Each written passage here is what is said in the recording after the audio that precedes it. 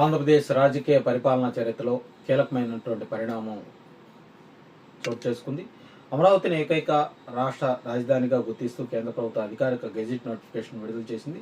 రాష్ట్రపతి ద్రౌపది ముర్ము ఆమోదం తెలిపినటువంటి తర్వాత కేంద్ర న్యాయశాఖ ఈ నోటిఫికేషన్ జారీ చేయడంతో అమరావతికి ఇప్పుడు పూర్తి స్థాయి చట్టబద్ధత లభించినట్లయింది.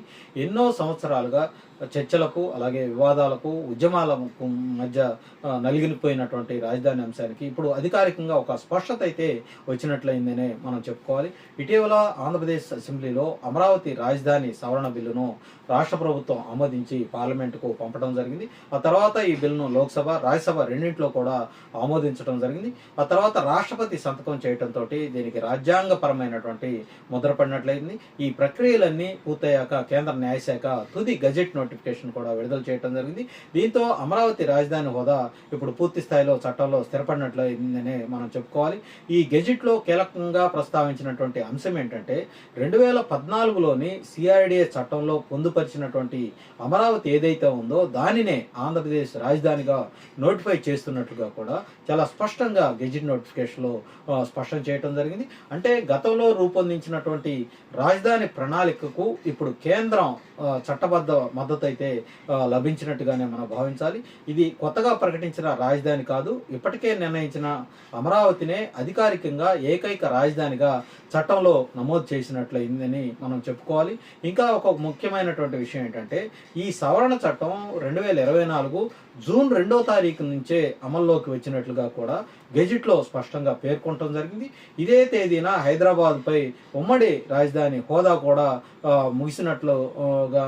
ముగిసిపోయింది. అంటే ఆంధ్రప్రదేశ్కు తనకంటూ ఒక పూర్తి స్థాయి రాజధాని అవసరం ఏర్పడిన సమయానికి అమరావతిని అధికారిక రాజధానిగా చట్టపరంగా గుర్తించే మార్పు అమల్లోకి వచ్చినట్లయిందని మనం చెప్పుకోవాలి. ఇది పరిపాలనా పరంగా కూడా చాలా కీలకమైనటువంటి అంశంగా కూడా అంతా భావిస్తూ ఉన్నారు.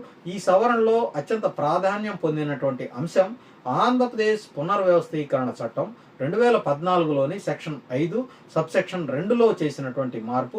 ఇంతకాలం ఈ కొత్త రాజధాని ఉంటుంది అనే ఖాళీ ప్లేస్ వదిలిపెట్టారు తప్పే ఎక్కడా కూడా కొత్త రాజధాని ఏదైనా పదాన్ని ఎక్కడ పేర్కొనలేదు.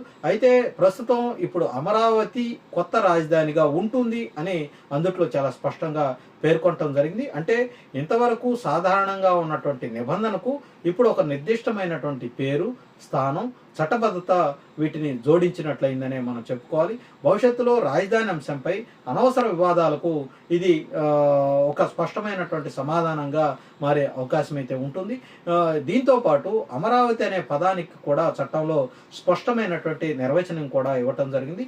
ఈ సవరణ ప్రకారం ఆంధ్రప్రదేశ్ రాజధాని ప్రాంత అభివృద్ధి ప్రాధికారిక సంస్థ చట్టం 2014 ప్రకారం నోటిఫై చేయబడినటువంటి రాజధాని నగర ప్రాంతాలనే అమరావతిగా పేర్కొనటం జరిగింది. అంటే అమరావతి అనే పేరు ఇప్పుడు కేవలం రాజకీయంగా వాడే పదం కాదు, చట్టంలో స్పష్టంగా నిర్వచించబడినటువంటి అధికారిక రాజధాని గుర్తింపుగా మారిందని చెప్పుకోవాలి.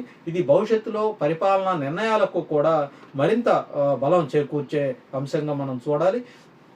రాష్ట్రపతి ఆమోదం, పార్లమెంటు ఆమోదం, గెజిట్ ప్రచురణ ఈ 3 దశలు పూర్తవటంతో అమరావతి చట్ట సవరణకు ఇప్పుడు పూర్తి స్థాయిలో అమల్లోకి వచ్చిందని మనం చెప్పుకోవాలి. దీనివల్ల అమరావతి రాజధాని అంశంపై ఇన్ని రోజులుగా ఉన్నటువంటి అనిశ్చితి ఏదైతే ఉందో అది గణనీయంగా తగ్గిపోయే అవకాశం ఉంది. ముఖ్యంగా పరిపాలనా వ్యవస్థ, నిర్మాణ రంగం, పెట్టుబడిదారులు, భూములు ఇచ్చినటువంటి రైతుల దృష్టిలో ఇది చాలా అతిపెద్ద పరిణామంగా చూడాలి. ఇప్పటి వరకు రాజధాని భవిష్యత్తు ఏమిటి అనే ప్రశ్న ఉంటే ఇప్పుడు రాజధాని అభివృద్ధి ఎంత వేగంగా జరుగుతుందన్నటువంటి దాని మీదే ప్రస్తుతం అయితే రాజధాని ప్రాంతం కావచ్చు రాష్ట్ర ప్రజల్లో చర్చ అయితే మొదలైంది.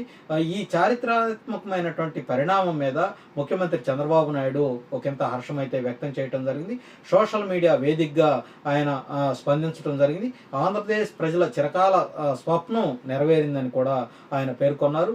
రాష్ట్రపతి ద్రౌపది ముర్ముకు కూడా ఆయన కృతజ్ఞతలు అయితే తెలియజేశారు. అమరావతి చట్టానికి ఆమోదం తెలిపి రాష్ట్ర ప్రజల కలను సాకారం చేశారని కూడా ఆయన పేర్కొనడం జరిగింది. అలాగే రాష్ట్రానికి అండగా నిలిచినటువంటి ప్రధాని నరేంద్ర మోడీ, కేంద్ర ప్రభుత్వానికి కూడా ఆయన ప్రత్యేకమైనటువంటి ధన్యవాదాలు కూడా ముఖ్యమంత్రి చంద్రబాబు నాయుడు తెలియజేయడం జరిగింది.